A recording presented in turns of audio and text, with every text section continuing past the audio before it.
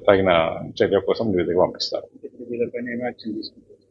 అదే మేము నివేదిక అనేది అంటే ఒక రిపోర్ట్ రూపంలో పంపిస్తాము. ఆ రిపోర్టు మా యొక్క హైయర్ అఫీషియల్స్ నుంచి కన్సర్న్డ్ వాళ్ళకి వెళ్తుందండి గవర్నమెంట్లో.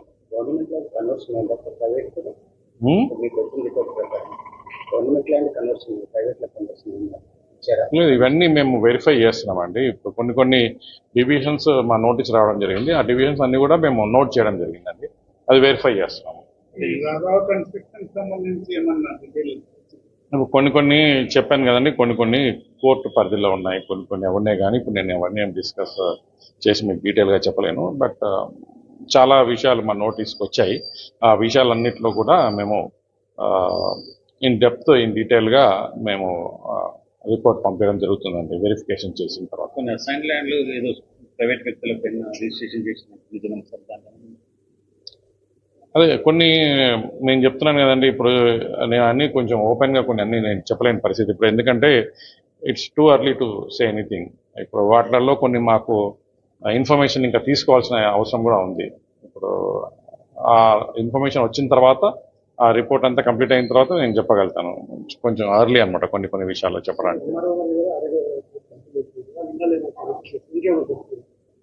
ఇప్పుడు మేము సర్ప్రైజ్ చెక్ చేస్తామండి, ఆఫీస్ పైన సర్ప్రైజ్ చెక్ చేస్తాం.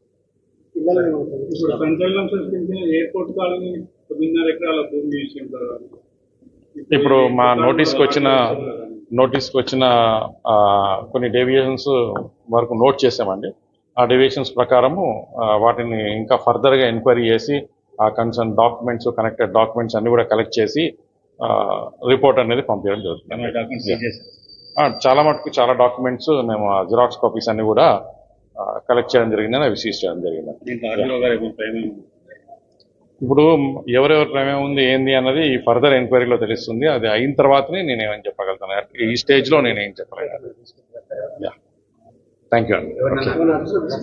లేదండి, సర్ప్రైజ్ చెక్ చేస్తున్నాం కదా, దీంట్లో అట్లాంటివి ఏమి ఉండవు.